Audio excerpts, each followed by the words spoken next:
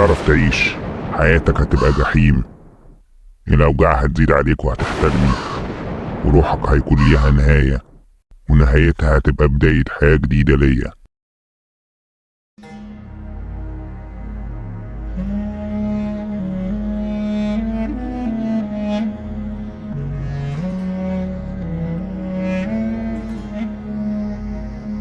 الموت كان بيطاردني طول الفترة اللي فاتت، ما كنتش متخيل اني هنجو منه ومش هستسلم ليه، لكن الأقدار مكتوبة ومتحددة.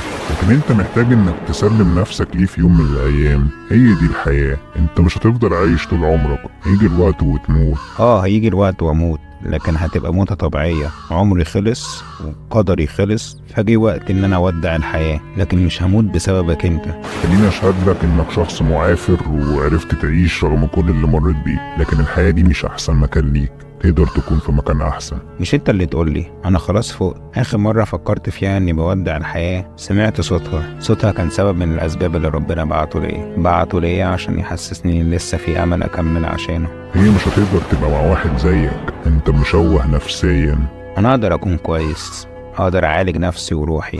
السبب اللي خلاني انجو من الموت طول الفترة اللي فاتت يقدر يخليني اعالج وابدأ من الاول. ما اعتقدش انك هتقدر تكمل كده، الهموم هتاكل خلايا عقلك.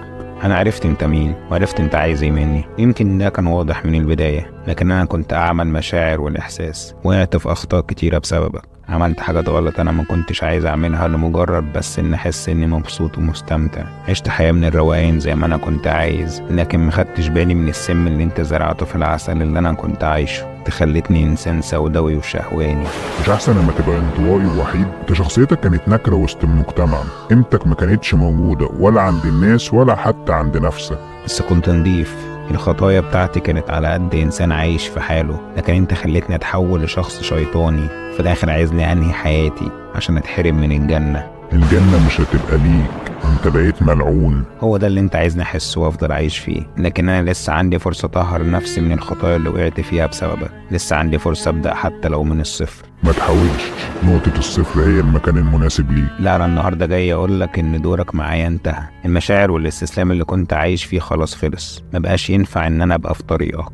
بس انت عارف ان حتى لو اختفيت شوية هفضل بجيلك، هفضل معاك وبكلمك. شفت ان احسن منك ازاي ومش هتخلى عنك. انت عمرك ما كنت احسن مني. ممكن تفضل جنبي بس عشان عايز تأذيني، مش عشان حاجة تانية. رحت او جيت مش هتفرق، انا كده كده ما بقتش موهوم بكلامك وافعالك. مش هعرف اصدق كلامك، انت انسان متناقض مع نفسك ومش بتعرف تاخد قرار. لازم هتحتاجني لما تنزف حزن من اعماق روحك. مش هسمعك حتى لو كنت بنهار من الحزن والذكريات بتنهش في دماغي. هيبقى اهون عندي ان اموت من التفكير ولا اني اخش في طريقك ده تاني. انت انتهيت.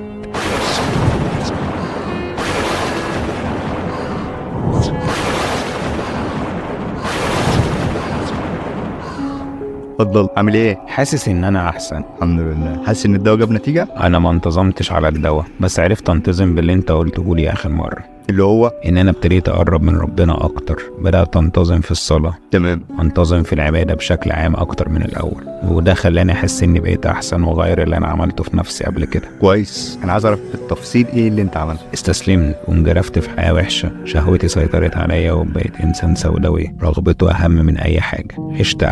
عشت اعمى لحد ما ادمنت الشهوه، ادمنت الشرب، وادمنت حاجات تانية مش كويسه. وصلت معايا المرحله اني كنت هسيب الحياه. كل ده كان بسبب الصوت اللي كان مسيطر على عقلي، وكان بيكلمني وبيرد على كلامي، كان بيقنعني ان الحياه مش المكان الاحسن ليا. وكنت هقع في السم بتاعه مرتين، ولكن لسبب ما ربنا لحقني. مره اداني القوه اللي انا اقاوم بيها، والمره التانية عشان سمعت صوتها.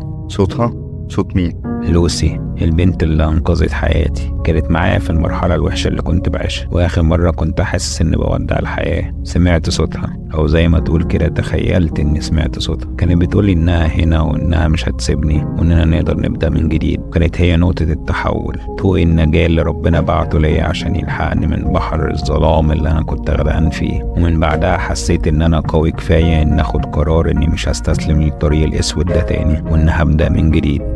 انت قصدك تقول ان الصوت ده كان هاجس، يعني هي وجوديه ما كانتش موجوده، لكن ده كان هاجس. هي ما كانتش موجودة بشكل فعلي، وانا سمعت صوتها وقتها فحسيت ان ربنا بعتها ليا، وحسيت برضو ان ليا هدف ان انا اعيش عشانه. السؤال بقى، هل الاصوات اللي كنت بتسمعها والحاجات اللي كنت بتشوفها من 2-3 لسه موجوده، ولا هي قلت ولا اتمنعت؟ قلت بس لسه موجودة. قلت. طب وبتتعامل معاها ازاي؟ بتجاهلها. وبتنجح؟ في الأول كان صعب، لكن مع الوقت بدأت أحس إنها بتنجح. كيفيه تجاهلها ازاي؟ بتتجاهلها ازاي؟ بتعمل ايه عشان تتجاهلها؟ مش بخش معاها في حوار، لكنها ما بتتكلمش. حوار التجاهل دوت استمر معاك لمده قد ايه؟ مش عارف أحدد مدة معينة. يعني تقييمك كده فتره كبيره ولا صغيره؟ بقاله فترة صغيرة، لكن بقى ليه مفعول. فترة صغيرة. طب انت مش شايف ان ممكن الفترة دي فترة مؤقتة وبعد كده يرجع الموضوع تاني كما كان ويمكن أسوأ؟ مش عارف، تفتكر؟ وارد.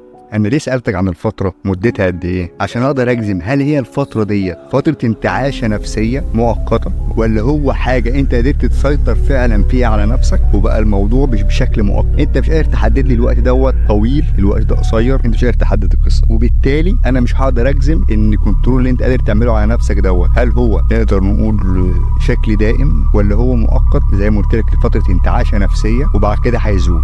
المفروض أعمل إيه؟ ده هيتحدد خلال ان شاء الله المره الجايه لما نقعد مع بعض. احنا ممكن ما نخليهاش الاسبوع اللي جاي، نخليها المره دي اسبوعين، اشوفك كمان اسبوعين في نفس الميعاد. في الفتره دي انا عايزك تبص على نفسك داخليا، انت الكنترول اللي قادر تعمله على نفسك ده بشكل فعال، حتى لو اتعرضت لمؤثرات خارجيه، مشاكل ما، حد ضايقك في اي حاجه، في نفس التوقيت قادر تعمل الكنترول ده. انا هقدر اقول ان انت ماشي على خطى سليم، لان مفيش انسان مش معرض ان هو يتضايق او ان هو يبقى فيه مشكله. فهل بوجود هذه المؤثرات الخارجيه هتقدر انت تسيطر على الاصوات سيطره فعاله؟ واقصد هنا فعاله وبشكل قوي، مش اللي هي انت بتعمل فيها كمان مجهود نفسي، لا انت عارف تسيطر، انت قادر تسيطر. لكن لو هتعمل مجهود نفسي كل مره، هل دوت هيستمر معاك لفترات طويله؟ عشان كده هنزود المده شويه، ان المره دي نخلي قعدتنا المره الجايه كمان اسبوعين، وخلال الفتره دي تكون انت واظف على نفسك داخليا. تبتدي ان انت الدواء اللي انت كنت بتاخده ما كنتش بتاخده بشكل منتظم، دوت